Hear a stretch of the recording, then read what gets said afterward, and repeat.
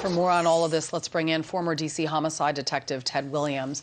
Ted, thank you so much for coming on this morning to talk about this tragedy. I want to put up on the screen what we know so far about the suspect, and then you sort of fill in the blanks as to what follows in this investigation. We know that the student, the suspect who was shot, killed by a Border Patrol agent, was a student at Uvalde High School. He legally purchased 2 rifles shortly after turning 18 years old. His birthday was some 9 days ago. He shot and critically injured his grandmother, and at this point, we don't know a motive. I was just asking Bill Malugin how the police were alerted to the shooting of the grandmother, since clearly that was the beginning of his crime spree. Where do you start as an investigator, as a homicide detective in all of this? Well, sadly, you have to work backwards. You have to try to find out as much as you can about this shooter. And what I mean by that is you have to talk to people who may or may not have known him. He had to have been on somebody's radar screen. And when I say somebody, I mean citizens out there, Julie and Bill. What happens normally when somebody acts out like this, somebody in the community knows something. This is the reason we say when you see something, you have to say something. In this instance, they are scrubbing his social media sites. They're checking and they're hoping that the grandmother will survive her shooting so she can provide some information. There is some information that his mother may live in the North Dakota area, so I'm sure they're trying to contact those family members also, Julie. We also want to commend the incredible police work on the ground. We had a Border Patrol agent that we heard that stormed the building and went into that classroom where the student had barricaded himself. Backup hadn't arrived. They arrived literally minutes later. But everyone on the ground there, incredible police work. Incredible. And Julie, this is what we need to understand. We hear about police officers, law enforcement officers being demonized daily. And we see here the best of law enforcement officers. These law enforcement officers ran toward the danger. They ran into that classroom. They tried to save as many students as they possibly could. They shot this guy. But this is the problem, Julie. These law enforcement officers are human.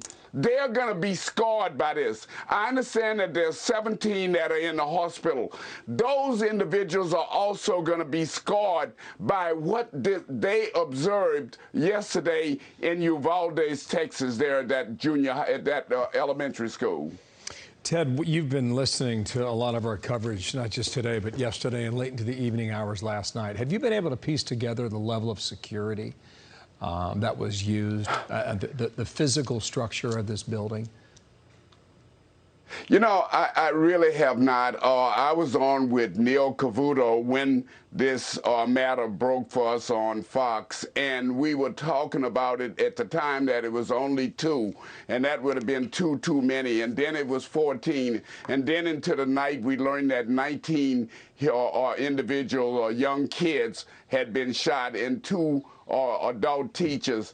And one of the things that we're trying to figure out, and law enforcement, by the way, is also trying to figure out, was that school actually targeted? We know once he shot his grandmother, he took off in his truck. At some stage, he wound up ditching the truck in a ditch. He got out, and he had this full body armor to some degree and headed straight toward this school and got into that fourth grade classroom and started shooting. Can you just imagine what these children, the children that died and the children that are living, what they went through? It was a living hell in that classroom. No doubt. The reason I asked that question is there's a report earlier.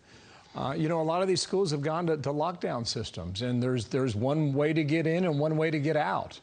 And apparently, based on one report, that there was one door that was open, and he chose that door. If that's true, he knew the building he was going into. That's the point.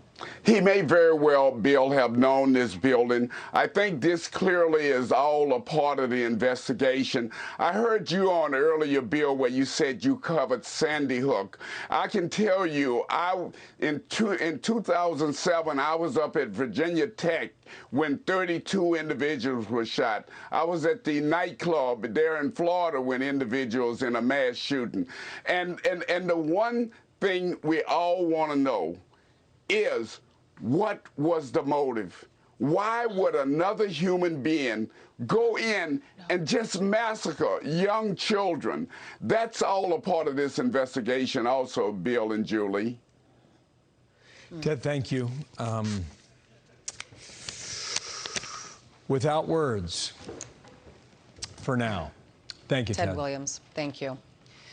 Subscribe to the Fox News YouTube channel to catch our nightly opens, stories that are changing the world and changing your life.